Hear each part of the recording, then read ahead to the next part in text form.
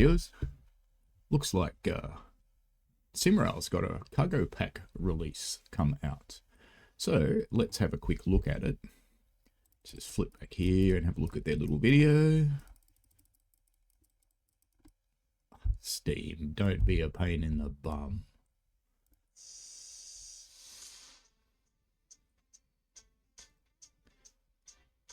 Now, I never quite got into Simrail. I've got it. I've tried playing it. For whatever reason, I just don't go back to it. But you know, I usually give things a try, the new stuff. And thanks to wonderful people like the members who sign up each month, gives me the cash to buy stuff like this so we can have a look at it. And we can share it together. So visually it looks fine. And Simrail, right through, visually looks fine.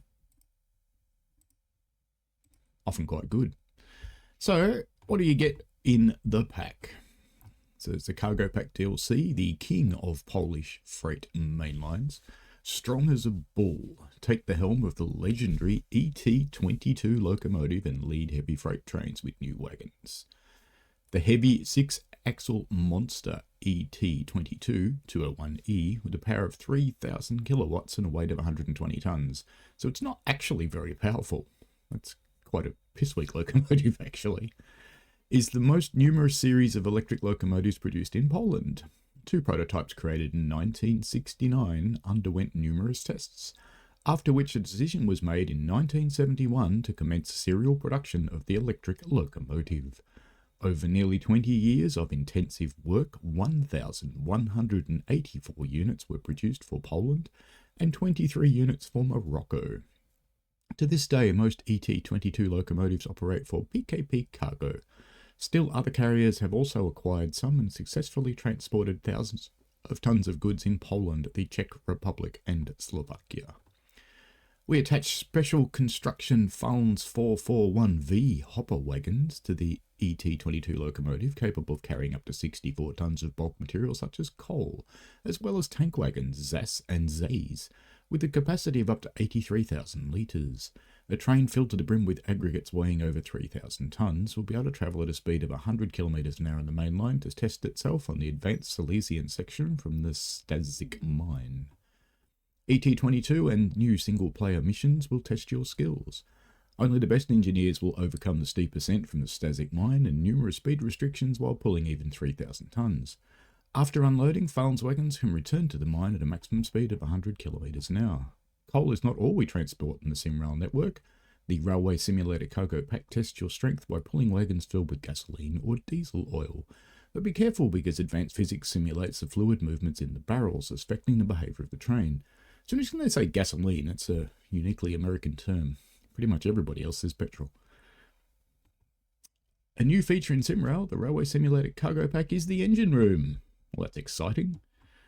Alright, let's see what people are saying about it, because it's already got mixed reviews and it's only come out today. Or was it yesterday? Looking at the thing, no, it's today. Not recommended unless you want to support the devs. Selling unfinished DLC with a bus game is still in early access. It's interesting that these are the same names that went, ooh, Simrail will kill Train Sim World. They're not happy about this one either.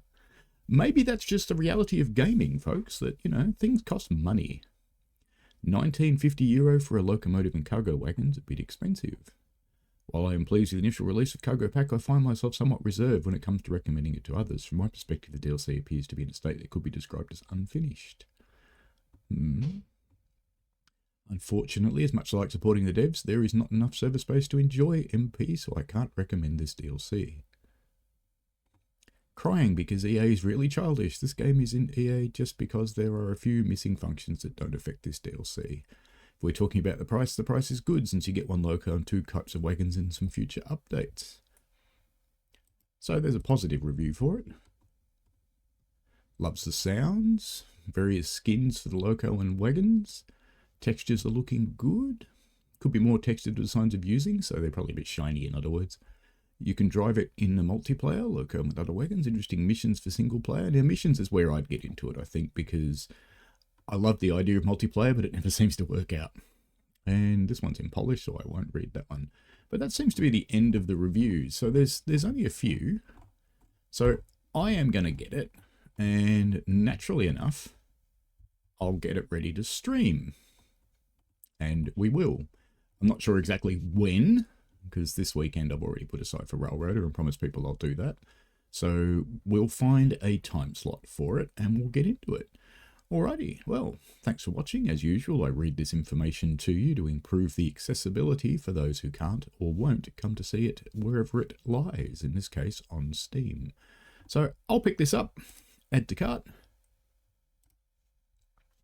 and I will go through and pay for it, and we'll get it onto the PC and we'll see what it's like, and I'll either make some videos of it.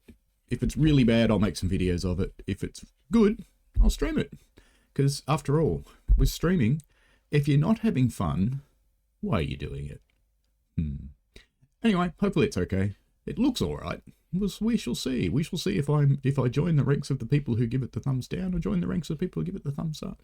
I'm normally pretty positive, so we'll see how it goes. I'm also a bit realistic because, you know, I actually, apart from being a real-life engineman on a heritage railway, I am in real life an IT person. I know the pain it costs and difficulties and things like that at projects. All right, folks, have fun. See you later.